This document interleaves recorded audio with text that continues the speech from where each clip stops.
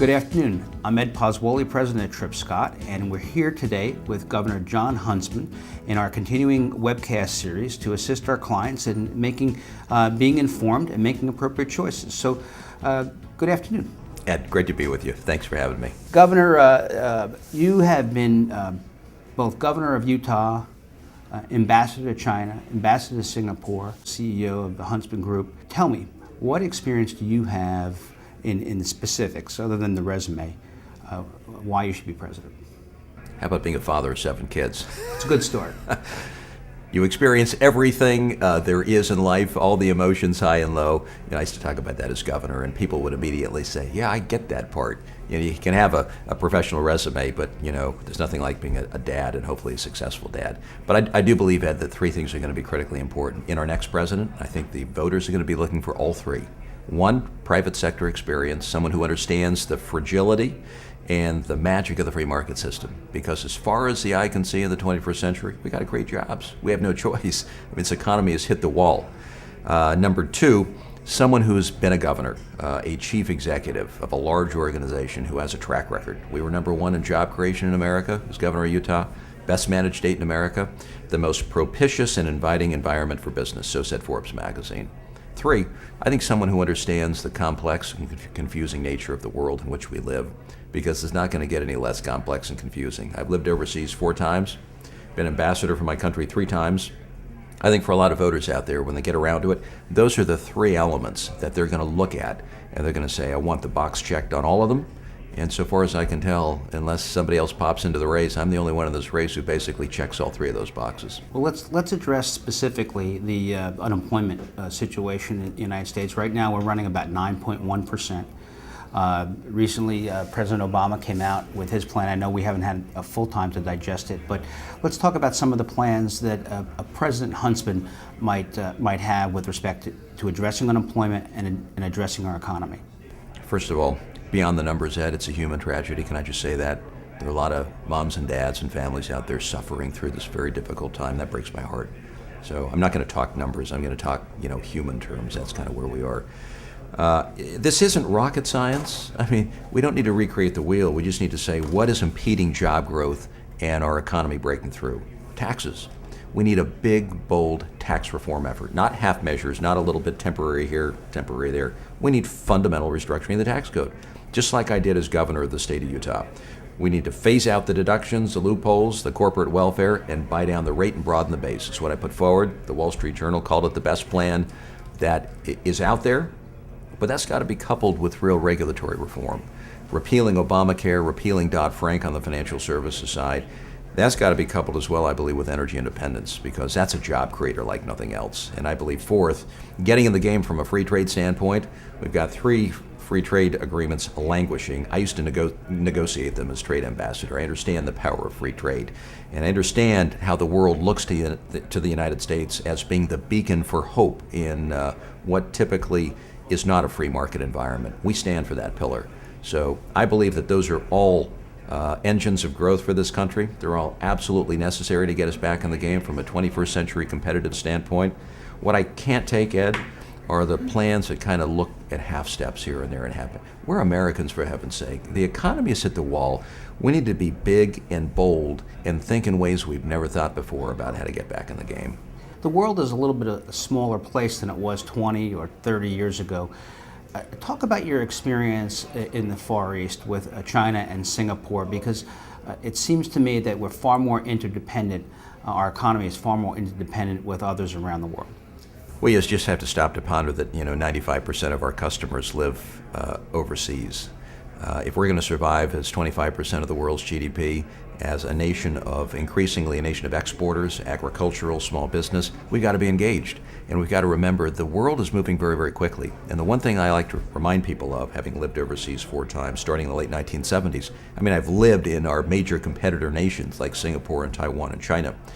Since the 70s and early 80s, these countries have reformed their systems. They have opened their economies more and more. They've reformed their taxes. All the while, we've done very little. So while we like to think that we are on top of the heap, the last poll on competitiveness would suggest otherwise. We've dropped to number 5 and falling, I might add. So we can't rest on our laurels, as they say. The rest of the world, at least competitive nations, they've gone through a remaking of themselves. We need to get back in the game and remember that the speed of business is the speed of light right now. Right. And you can transact things instantaneously. There are billionaires popping up every day in China. They're moving toward more and more of a free market environment. We don't want to be excluded from the uplift in the global economy.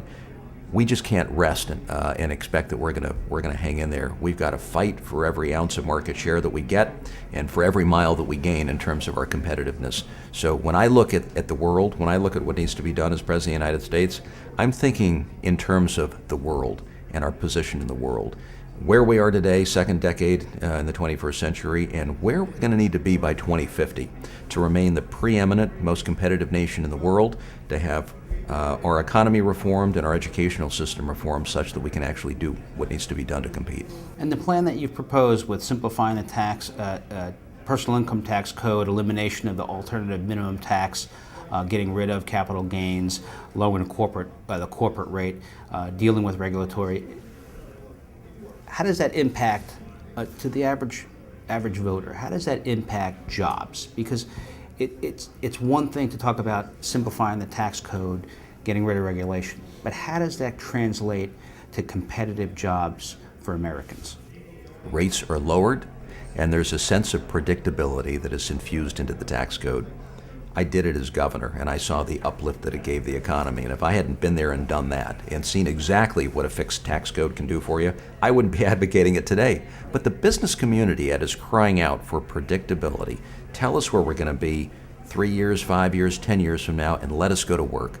And with all the temporary measures here and there, without any clarity in terms of where regulation and our tax policy will be, we're stuck in neutral. We can't even kick this motorcycle into first gear, and that's a crying shame. For those clients of ours who don't know much of your record in Utah, please talk through, because I'm a big believer in performance, or past performance really dictates a lot more in political life than promises. So your past performance, please define that for us.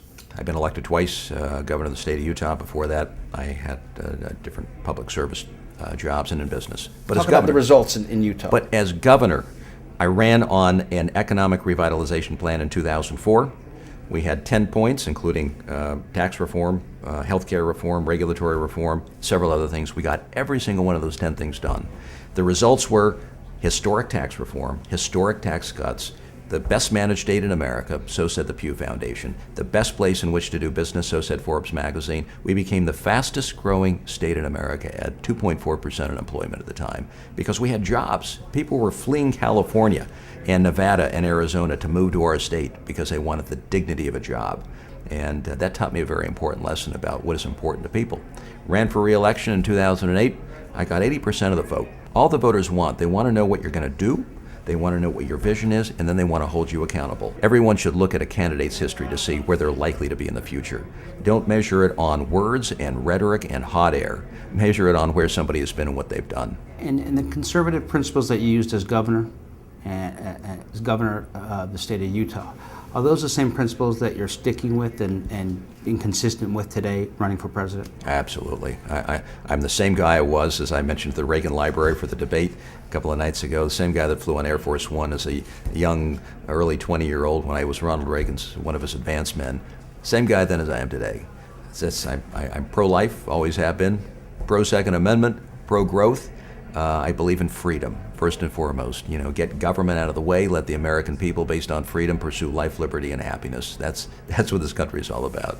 I've read that various magazines have said that you're the candidate that the Obama administration fears most. Why do you think that is? Because we come from a background that speaks to results.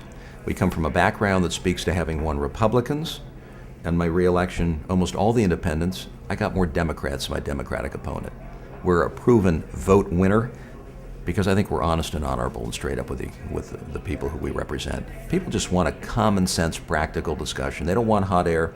They don't want catfighting. They don't want political rhetoric. They just want a vision, and they want a leader who can take them there. Tell folks where you're going to go and do it. And you cut out the political sideshows, you cut out the political circus acts, and you just go to work for the people. Well, on encouraging that the circus moves out of Washington, I'm going to end here. Governor, thank you very much Thanks, for the Ed. I time appreciate it. Appreciate it. A real honor. Thank you.